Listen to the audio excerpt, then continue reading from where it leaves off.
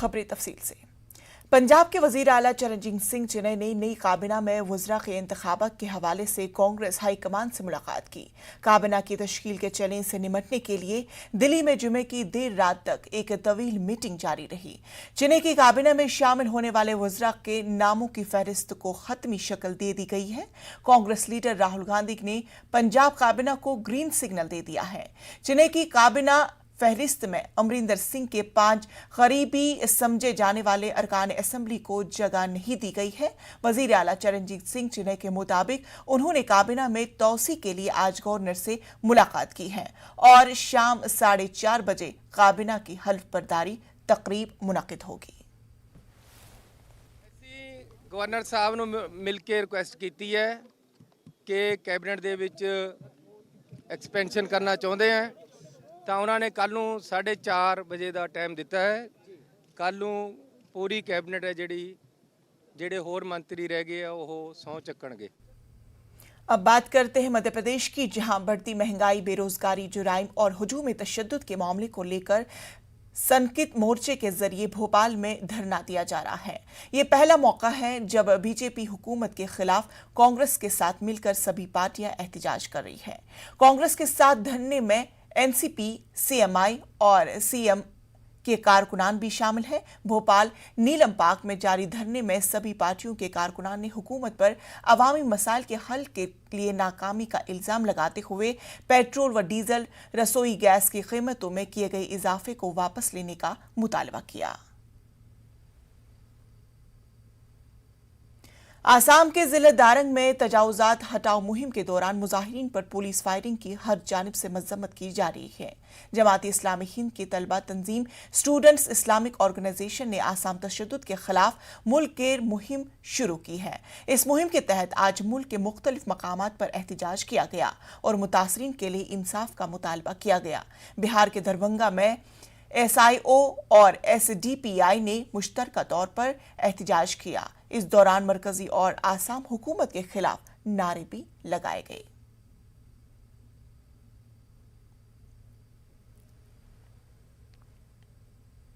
उसके बाद जैसे यहाँ उस दिन हसनचक पे भी लोगों ने अतिक्रमण के खिलाफ जो टूटा उनका अपना गुस्सा इजहार किया, तो उनके सामने छाती पर गोली मारी गई।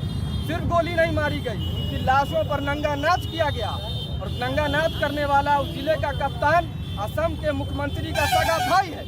ये संघी मानसिकता जो देश को बांटने, देश को तोड़ने, इंसान को इंसानियत के पैमाने से नीचे करने, जानवरों से बदतर ले जाने वाली सोच को आज देश के एक बड़े तबके का समर्थन हासिल है। ये बहुत दुख की बात है। जिस उम्र में हमें कोचिंग और स्कूल जाने का टाइम है, उस उम्र में हम आए दिन सड़क पे नजर आ रहे हैं। जहाँ आप महिलाएं भी आप सड़क पे उतर रही है। आप देखें आज हम प्रोटेस्ट कर रहे हैं क्योंकि असम के मुस्लिम के साथ जो नाइंसाफी हो रही है। आपने देखा कि कुछ दिन पहले वहाँ के मुसलमानों के साथ किस दरिंदे के साथ उससे इसका हक छीना जा रहा है। आप सोचिए ये इंसानियत कहाँ खो गई है। UPSC 2020 के नताइज में 761 उम्मीदवार कामयाब हुए हैं। इस मर्तबा 29 मुस्लिम उम्मीदवार भी कामयाब हुए हैं। इनमें से 158 रैंक हासिल करने वाले फैजान अहमद को IAS मुंतखब किया गया।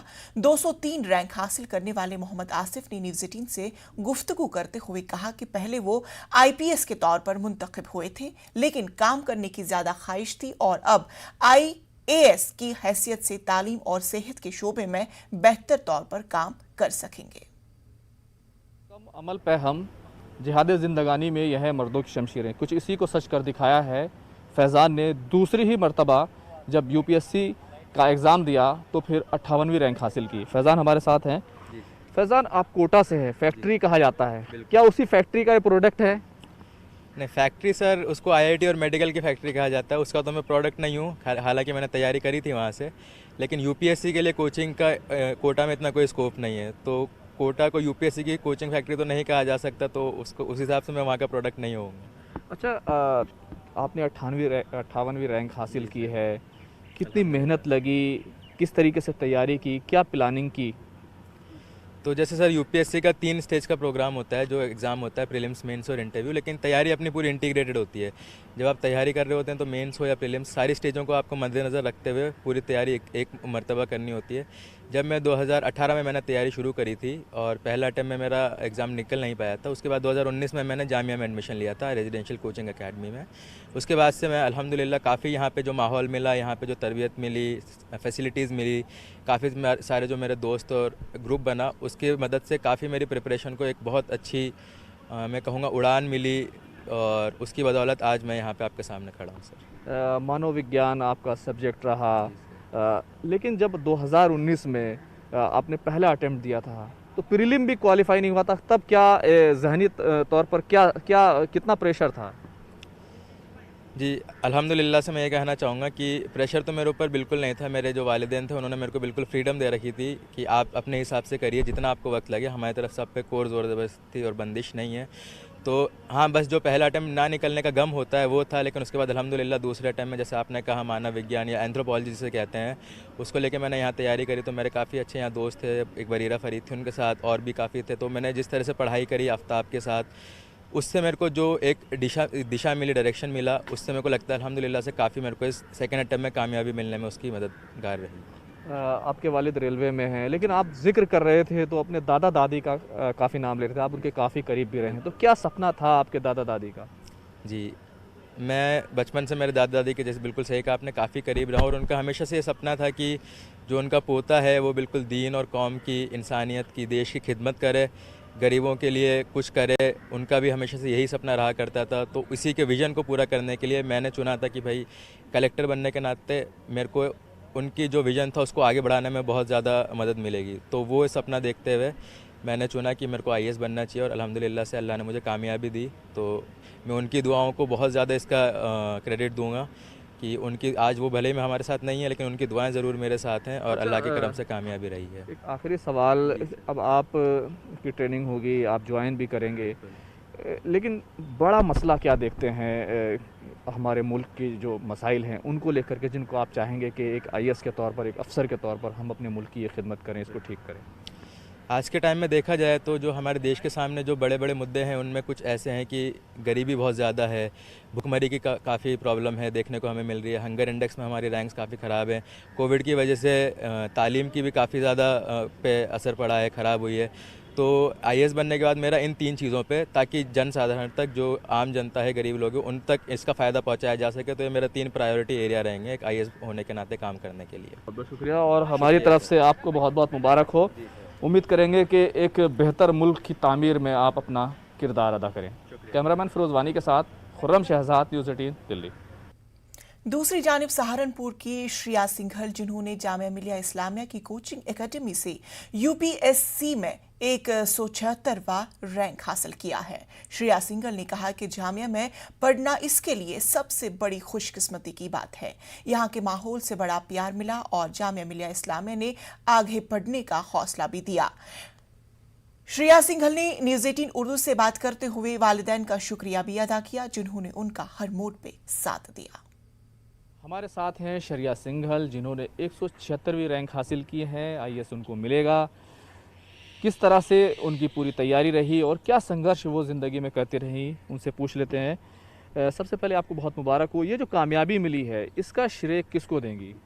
थैंक यू सर इसका पूरा श्रेय आई थिंक मेरी फैमिली, जिन्होंने हमेशा सपोर्ट किया, मेरे फ्रेंड्स जो कि पूरे टाइम बहुत ही कोऑपरेटिव और सपोर्टिव रहे, और मेरी टीचर्स को जाता है सर। आपकी जो प्राइमरी शिक्षा है, जो तालीम है, वो कैसे हुई, किस तरीके से फिर ख्याल आया कि नहीं तैयारी करना चाहिए, क्योंकि एक लड़की होकर आईएएस का सपना देखना एक आसान काम नहीं है? सर मेरी प्राइमरी एजुकेशन और सेकेंडरी भी सब सरसावा सेंट मेरीज़ एकेडमी से हुई है। उसके बाद मैंने केमिकल इंजीनियरिंग की है MNIT जयपुर से।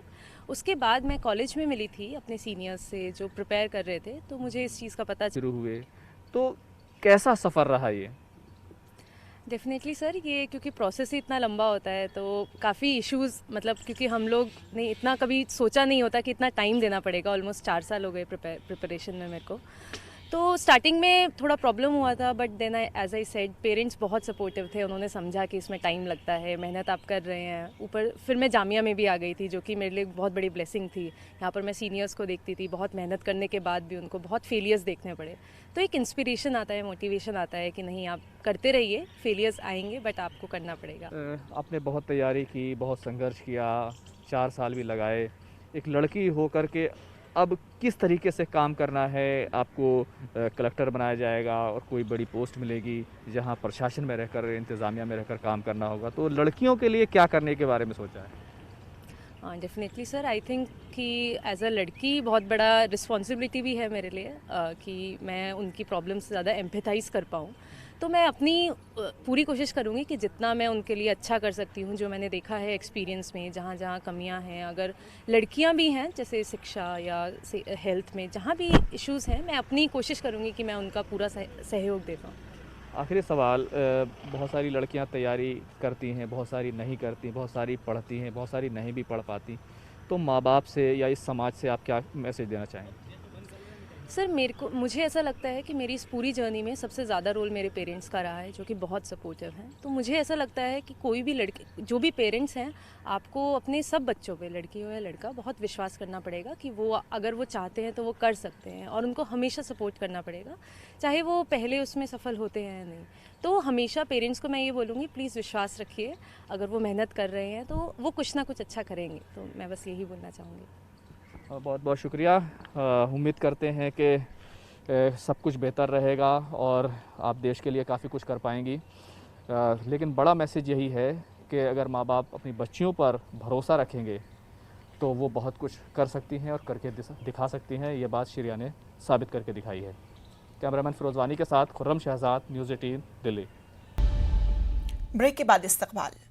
गौकुशी पर पाबंदी की आड़ में कुरैशी बरादरी पर मुसीबत के पहाड़ ढाए जा रहे हैं। कर्नाटक में नाफिज किए गए नए कानून के बाद हजारों कुरैशी खानदानों के लिए रोजी रोटी का मसला पैदा हो गया है। बंगलुरु में कुल हिंद जमियतुल कुरैश एक्शन कमेटी के इजलास में इन ख्यालात का इजहार किया गया। हैदराबाद से आए एक्शन कमेटी के सदर फहीम कुरैशी ने कहा कि मुल्क की तकरीबन हर रियासत में बीफ की तिजारत करने वाले कुरैशी बरादरी को नए नए कवानीन के जरिए परेशान किया जा रहा है। कई खानदान बेरोजगार हो चुके हैं। इन तमाम मसाइल और आदाद-ओ-शुमार के साथ जमियतुल कुरैश एक्शन कमेटी का वफ्द जल्द ही रियासती और मरकजी हुकूमत से नुमाइंदगी करेगा। बीफ के ताजरों के साथ हो रही नाइंसाफियों के खिलाफ अदालत से भी रुजू होगा। जनूबी हिंद के कन्वीनर BM यूसुफ कुरैशी ने कहा है कि कर्नाटक हुकूमत ने कुरैश बरादरी के लिए कोई मुतबादिल इंतजाम किए बगैर ही बीफ पर पाबंदी का कानून नाफिज किया। काउ स्लॉटरिंग और एनिमल प्रिजर्वेशन एक्ट में नए नए कानून जैसे आसाम, लक्षद्वीप और अभी कर्नाटक में भी हुए हैं। सारे हिंदुस्तान में सिर्फ कुरैश बरादरी और गोश्त खाने वालों को जो टारगेट किया जा रहा है, ये जानबूझकर जो टारगेट करते हुए हज़ारों करोड़ों लोगों को बेरोज़गार किया जा रहा है। हमारी तकलीफ़ों को हुकूमत के सामने पेश किया जाएगा और इसके साथ साथ अदालतों में भी, हाई कोर्ट हो या सुप्रीम कोर्ट हो, मौसर नुमाइंदगी करते हुए हमारी तकलीफ़ों को जजेस के सामने, हमारे प्राइम मिनिस्टर नरेंद्र मोदी साहब से भी हम लोग एक डेलीगेशन मिलने के लिए अपॉइंटमेंट लिए हैं। इंशाल्लाह जैसे अपॉइंटमेंट मिलेगा हमारी तमाम तकलीफ़ों को हम उनके सामने बताएंगे। जो नाइंसाफ़ी हो रही है वो एक स्टेट में नहीं बल्कि अदर स्टेट में भी बहुत सारी चीज़ों में नाइंसाफ़ी हो रही है, और हम लोग कंटिन्यू अपनी सेंट्रल गवर्नमेंट को नॉक कर रहे हैं, अपनी डिमांड कर रहे हैं। Already Jamiat Quraish action committee की तरफ से हमने कई मुद्दे, जैसे ये कानून बने हैं तो हमें ये लगा कि जल्दबाजी है इस कानून में, चूँकि इस कानून को बनाने में खाली एक कम्युनिटी का मसला नहीं है, इससे किसान भी जुड़ा है। कहीं ना कहीं किसान की आर्थिक स्थिति कमज़ोर होगी, चूँकि किसान के जो जानवर, एनिमल्स गौशालाओं में और दूसरी तंजीमें जो इसकी खिदमत करती हैं उनको बड़े लॉसेस हो रहे हैं। अगर सही गवर्नमेंट जो है भाई इस मामले को हक से, सारी पब्लिक का हक समझकर कानून पास करना चाहती है, कानून बनाना चाहती है, बनाया है, चैलेंज हो रहा है कोर्ट में, अगर कानून के ऊपर सही अमल होना है तो गवर्नमेंट सारी पब्लिक के ऊपर नज़र डालना है, किसका बुरा हो रहा है, किसका अच्छा हो रहा है। और जो बेकार होते हैं उसके लिए रिहैबिलिटेशन और उनके लिए दूसरे कारोबार के लिए क्या सहूलियत दी जा रही है सब्सिडी से, क्योंकि सारा एक बड़ा तबका जो है कारोबार करने वाला अनपढ़ तबका है। ऑलरेडी केस में जो है हम अपीयर हो चुके हैं, केस में भी हम लड़ रहे हैं और बाकायदा सारे अंजुमनों से, सारे जो है बाहर जो भी खाने वाले हैं गोश्त के, सिर्फ कारोबार करने वाले खाने वाले हैं, उन सबसे राब्ता करके जो है सबको लेकर जो है हम हमारी जो भी अपील है हम जो है हुकूमत की जानिब से हामला खवातीन, बेवा खवातीन और दीगर को कई तरह की स्कीमें मुहैया की जाती हैं। ताहम गुज़श्ता कई महीनों से इन खवातीन को श्रावण बाढ़ नामी स्कीम के तहत माहाना इमदाद मिलना बंद हो गया है। इस सिलसिले में कई मरतबा खवातीन की जानिब से इंतजामिया से अपील भी की गई, ताहम सारी कोशिशें बेसूद ही साबित हुई। इस ताल्लुक से MIM की जानिब से जिला कलेक्टर को एक एहतिजाजी मेमोरेंडम भी दिया गया, जिसमें इमदाद के सिलसिले में दोबारा जल्द शुरू करने का मुतालबा किया गया है। ऑल इंडिया मजलिस इत्तेहादुल मुस्लिमीन अकोला इकाई से अब्दुल मुनाफ साहब की सदारत में हमने खरसे साहब को एक निवेदन दिया। निवेदन में मांग ये की गई है कि आप देखेंगे कि हमें बहुत सारी कंप्लेन आ रही थी कि श्रावण बाढ़ निराधार योजना वालों को अब तक के उन्हें पैसे नहीं मिले हैं, तो उनकी इसी समस्या को लेकर, क्योंकि बहुत सारे लाभार्थी जो होते हैं वो उनकी दवाई में अपने पैसों को इस्तेमाल करते हैं, वो उनकी ज़रूरियात में पैसों को इस्तेमाल करते हैं, बल्कि हमने झुग्गियों में रहने वाले लोगों को भी देखा है कि इसी निराधार के मानधान से वो अपने घरदार का खर्चा चलाते हैं। गाजियाबाद मुरादनगर से रुकन असम्बली अजीत पाल त्यागी ने न्यूज़ 18 उर्दू से बात करते हुए कहा कि इलाके में सबसे ज्यादा तरक्की का दावा किया है। उन्होंने कहा कि सबसे ज्यादा तरक्की हमारे अपने दौर में हुई है। हमारे इलाके में रैपिड मेट्रो आ रही है, मीरठ एक्सप्रेस वे भी हमारे असेंबली से जा रही है, सड़कों, स्कूल, बिजली की तालीम पर काम हो चुका है। देही और तरक्की इलाके तरक्याती रोड में बराबर है। गाजियाबाद मुरादनगर सीट के विधायक अजीत पाल त्यागी से बात करते हैं। कितना विकास कार्य उन्होंने किया है अपनी विधानसभा में? सर, उत्तर प्रदेश सरकार को 4.5 वर्ष पूरे हो गए हैं, तो कितना विकास कार्य किया है आपने अपनी विधानसभा में? देखिए, पूर्व की सरकार के में इस मुरादनगर की बड़ी ही अवहेलना हुई थी। आज मेरे क्षेत्र के अंदर, ग्रामीण क्षेत्र के अंदर 18 घंटे बिजली आ रही है, शहरी क्षेत्र के अंदर 24 घंटे बिजली है। कहीं ट्रिपिंग भी है तो उसका कोई ना कोई कारण बताया जाता है। और जहाँ तक बिजली की बात करें, शिक्षा की बात करें, मेरे यहाँ पर सभी स्कूलों के कायाकल्प कर दिए गए हैं ग्रामीण क्षेत्र में। शहरी क्षेत्र में कार्य चालू है।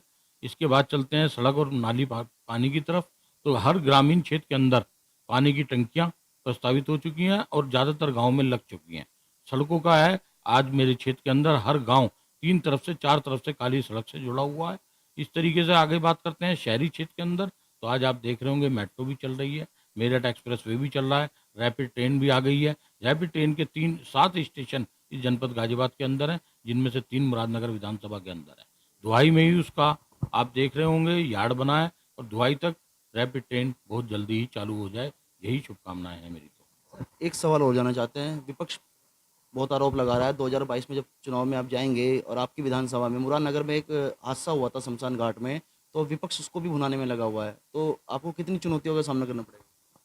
देखिए, मेरे को चुनौतियां तो इसलिए नहीं मानता हूं मैं अपने लिए किसी से, क्योंकि जब ये हादसा हुआ तो मैं मृतक परिवारों के साथ, घायल परिवारों के साथ उस समय से था जब वो शमशान घाट के लेंटर के नीचे परिवार के सदस्य दबे हुए थे। उस समय से लेकर उनकी अंतिम क्रिया तक मैं उन परिवारों के दुख में रहा। आज भी इस क्षण तक मैं उन परिवारों के साथ बैठा हूँ। मेरी चर्चाएं रोजाना उन परिवारों से होती है। तो मैं नहीं मानता, अगर विपक्ष इस मुद्दे को उठाता है तो वो परिवार ही इस मुद्दे में मेरा साथ देगा। आखिरी सवाल, आप विपक्ष में किसे देख रहे हैं? आपके सामने टक्कर में आप किसे देख रहे हैं? देखिए, मोदी जी, केंद्र सरकार और उत्तर प्रदेश सरकार के द्वारा किए गए कार्यों की जो प्रशंसा क्षेत्र के अंदर हो रही है, उसके बाद मैं नहीं मानता कि कोई सामने कहीं टक्कर आएगी। तो इसलिए कोई चुनौती ही नहीं है विपक्ष की। और जहाँ तक बात करें विपक्ष तो अपने हितों में उलझा हुआ है, इसके अलावा कोई काम इस गाजियाबाद के अंदर नहीं कर रहा। तो विधायक अजीत पाल त्यागी हमारे साथ थे। उन्होंने कहा मैंने अपनी विधानसभा में बहुत ही कार्य किए हैं। और बात रही मुरादनगर हादसे की, तो सबसे पहले वे स्वयं पहुंचे थे और जो परिवार है वे आज भी उनके साथ है। और जो 2022 की चुनौती है वे फिर से इस सीट पर काबिज होंगे। Rohit Singh, news 18, Muradnagar, Ghaziabad. All India Majlis Ittehadul Muslimeen के सदर असदुद्दीन ओवैसी का कल कानपुर दौरा है। इसको लेकर मजलिस के कारकुनान की तैयारियां जारी हैं। कानपुर में असदुद्दीन ओवैसी अवामी जलसे से खिताब करने वाले हैं, लेकिन गुज़श्ता शब जामू इलाके में पोस्टर लगाए जाने पर पुलिस ने MIM कारकुनान को हिरासत में लिया और इल्जाम लगाया कि ये पोस्टर काबिल एतराज है। साथ ही पुलिस के अफसरान जो कल तक इजलास की इजाजत देने के लिए तैयार थे, वो अब इजाजत देने से कतराते नजर आ रहे हैं। तकलीफें तो देखिए बहुत सी आती हैं, लेकिन हम लोग तो तकलीफों से जुझारू लोग हैं, लड़ते रहेंगे और तकलीफों को दूर भी करेंगे और जो हमारा प्रोग्राम है उस प्रोग्राम को सफल बनाने की कोशिश करेंगे, फर्दर कोशिश करेंगे हर हाल में। क्या तैयारियां हो रही हैं, कब आ रहे हैं? मंच वगैरह सजा दिया है। कल 1 बजे तक हमारे असदुद्दीन साहब आ जाएंगे यहाँ और 12 बजे से हमारा प्रोग्राम शुरू हो जाएगा। 12 से 5 तक के परमिशन की बात हुई है और जो भी गाइडलाइन है सरकार की उसको फॉलो करेंगे। कल रात में कुछ सत्ता पक्ष के लोग और विपक्ष के लोग जो असदुद्दीन ओवैसी साहब की TRP से परेशान हैं, उन लोगों ने कुछ प्रशासन के द्वारा गलत इन्फॉर्मेशन देके हमारे कार्यकर्ताओं को रात में पकड़ा, होर्डिंग बैनर उतरवाई गई, जिससे परेशान है सब। और परमिशन की बात है तो परमिशन भी दे दी गई थी, लेकिन उसके बावजूद भी आज जब कुछ अखबारों में गलत इन्फॉर्मेशन छापी गई, उससे हमारे SP पूर्वी साहब ने हमारे जिला अध्यक्ष को बुलाया और वहाँ पे वार्तालाप जारी है। इससे साफ जाहिर हो रहा है कि पक्ष और विपक्ष के जितने भी सत्ताधारी लोग हैं जिनको अपनी ज़मीन खिसकती दिख रही है, वो परेशान है असदुद्दीन ओवैसी साहब से। ऑल इंडिया मजलिस इत्तेहादुल मुस्लिमीन के कौमी सदर असदुद्दीन ओवैसी कल कानपुर के दौरे पर हैं। यहाँ पर आप देख सकते हैं कि जिस तरह से तैयारियां की जा रही हैं, ये अकील कंपाउंड है जो जाजमऊ में स्थित है। यहाँ पर देखिए किस तरह से तैयारियां की जा रही हैं। यहाँ पर एक सभा का आयोजन किया जाएगा। हालांकि अभी जिस सभा के लिए आयोजन के लिए तैयारियां हो रही हैं, अभी उसकी अनुमति नहीं मिली है। दरअसल कल देर रात जिस तरह से यहाँ पर पोस्टर लगाए जा रहे थे जाजमऊ इलाके में, तभी यहाँ पर चकेरी थाना में जिस तरह से पुलिस ने यहाँ पर रोका, लोगों को, कार्यकर्ताओं को रोक दिया और कई लोगों को हिरासत में ले लिया। उसके बाद जब जिला अध्यक्ष वहां पहुंचे तब उनको छोड़ा गया। लेकिन जिस तरह से अभी तक यानी कि दोपहर हो चुकी है और कल कार्यक्रम है, अभी तक अनुमति नहीं मिली है, तो देखना होगा कि इस कार्यक्रम के लिए अनुमति मिलती है या नहीं मिलती है। कानपुर से संदीप सविता, न्यूज़ 18 उर्दू। कोविड की वजह से बहुत से लोग बेरोजगार हो गए हैं और अब उनके पास निजी स्कूलों की फीस अदा करने के लिए पैसे नहीं है। ऐसे में दिल्ली के सरकारी स्कूल अब वालिदैन की पसंद बनकर रह गए हैं। बच्चों के सरपरस्त दाखिले के लिए दिल्ली के सरकारी स्कूलों का रुख कर रहे हैं। आदादोशुमार के मुताबिक निजी स्कूलों के 2 लाख से ज्यादा तलबा ने सरकारी स्कूल में दाखिला लिया। इसकी सबसे बड़ी वजह यह समझी जा रही है कि अब दिल्ली के सरकारी स्कूलों का मय्यार निजी स्कूलों से भी बेहतर हो गया है।